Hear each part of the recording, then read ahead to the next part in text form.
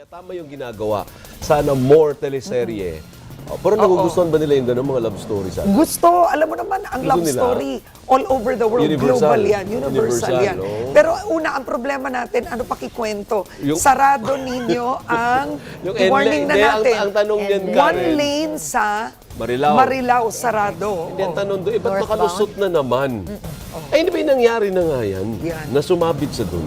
O ba't nakapasok na naman Yeah. ulit? Hindi ba sinukat? Dapat sinukat yung truck. O yan, may nasugatan na Parang naman. ano po, hindi tayo natututo ng leksyon. Oo, Baka sakto para lang yung tayo- height. Oo. Ba't Tapos ano? biglang may konting, parang lumusot ng gano'n, sumabit. Oo. O, ayan. Na penalty kaya yung dating Naalala mo yan dati, di ba? Oo, Naalala mo yung yung dati, pagkahaba-habang... dapat may nabibigyan ng multa rin. Hindi, tsaka tama, ba't pinapasok yung truck na yun ulit? Hindi kasi pantay yung ating mga tulay. Yung height. Di ba? Hindi standardized. Or baka naman yung tulay, may lundunan na, parang ganon. nagsasag ng konti. Yeah. So hindi na ngayon siya pantay, hindi kaya ganun. Pero ang hirap naman. Ano ba naman yun? Di ba, alam nga naman nagmamaneho ka. Ano ba, kasya ba ako dito? Kasya ba ako dito? Di ba? Pinapasok ka na doon. Kasi pipilit mo Yung pa talaga. pahilante daw lalabas ano. Diba? Tumisilip-silip pa. Tsaka doon Ay, sa nako. highway na yun, walang U-turn doon ha. Talagang dire-diretso daan mo. Ewan ko. Natatawa tayo minsan, Pero pero nakakalungkot. kakalungkot super. Kaya nga.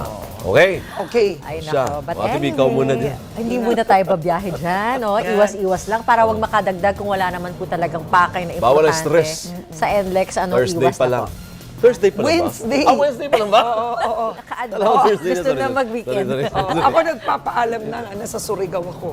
Oh, yan na Hindi naman. bakasyon to. Ayan na naman Meron kayo akong eh. bibisitahing tribo. Inumpisan kasi ni Kabayan, susundan mo bukas. Darating na yun. So kawang gawa yung sa'yo. Oo, trabaho. Tama yan. Trabaho yun. Tama yan, Okay.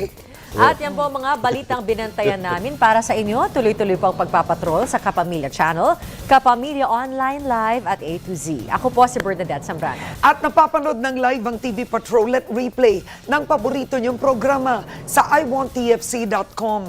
Nandito kami para sa inyo, saan man sa mundo. Ako po si Karen Davila. Sama ako, Surigao. At sama-sama rin po tayo gabi-gabi sa All TV. Ako naman po si Alvin El Chico sa ngalan ng ABS-CBN News in the service of the Filipino. Maraming salamat at magandang gabi, bayan!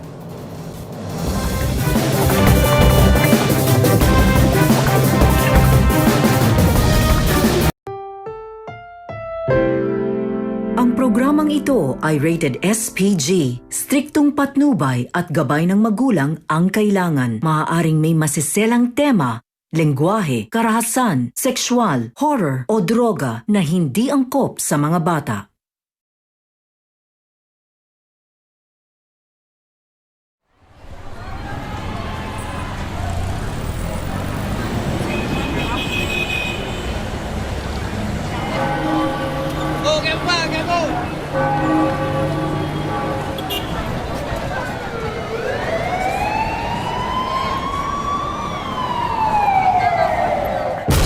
Ang kaisa-isa mong anak, Jesus, Nazareno, Montenegro. Laban sa mga galit, sinungaling kumanta pagkat nandito na ang ating atapan. Sino mang nangangailangan sa magaling sa tulungan, tawagin na ang aking atapan. Laban sa mga galit at sinungaling kumanta pagkat nandito na ang ating atapan. Suko ng kabutihan, laban sa bayan, bumitring ako ng lipunan, gising na bayan ko, imulat ang mata mo, mga bulok na sistema, inuubra sa isa, batagya mo.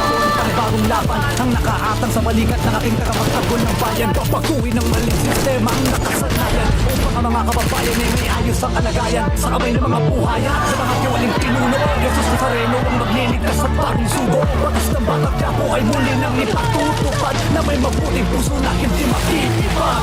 Kaya hanggang ngayon damang-dama pa rin ang gutom ng mamamayang nagmamakaawa sa punting dulo, ngunit di madinig-dinig parang mga walang tenga. Ngunit ang lakas magkatunog kapag usapang pera. Mga politiko burakot, naubod ng buraot, mga magagaling lang pag umabigang umakot. Pag may sakuna na di mo alam kung saan lumalo, mahanapin at kakakilapin tong mga hayop. Ngunit ano ang hirap sa atin na nangyayari ay merong tagapagtanggol na tatayong bayani na maging patas ang hati ng bawat bungat ani na ang tanging nagtanim ay tayo rin ang kararami. Laman din ang bulsa natin ng kaban ng bayan. Kung tungaba o dagdag sa kanyang kayamanan, pagtatandaan sa oras ng pangangailangan. Dapat si Tanggol ang tumakbo bilang mayor.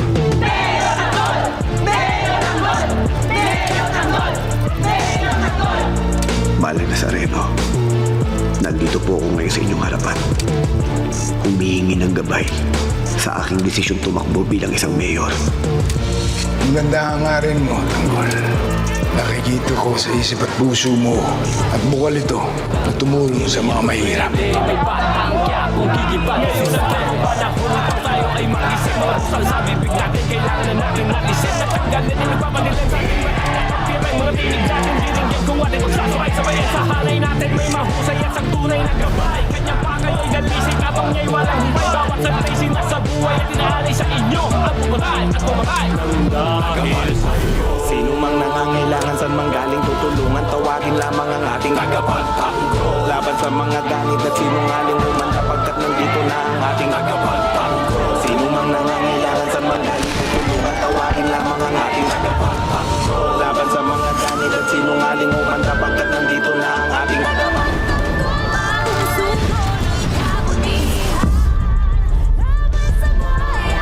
Gusto kong dumanak ang dugo. Sino ba nilipit ko? Malalaman mo rin, little boy. Gusto kong patayin si Tanggol. Patayin mo si Tanggol! Pero kapatid ko siya. Mas nangingibabaw sa akin ng kadugo ko. Tuwag! Tayo tatapos sa trabaho to. Nagbabalay niya si Tanggol. Gusto ko malaman kung patay na o buhay pa si Tanggol. At di ko lang bakit! Ako nag-aalala! Malakas ang kutob ko na si Congressman Miguelito ang gumawa sa akin ito. Ako ang pumatay kay Tanggol. Buhay si Tanggol! Sira ulo ka! Pag-uusapan tayo ng lahat! Sino yun? Guerrero! Hindi ako titigil hanggat hindi ako nakakaganti sa kanya. Pagbabayaran lang ginawa niya sa akin.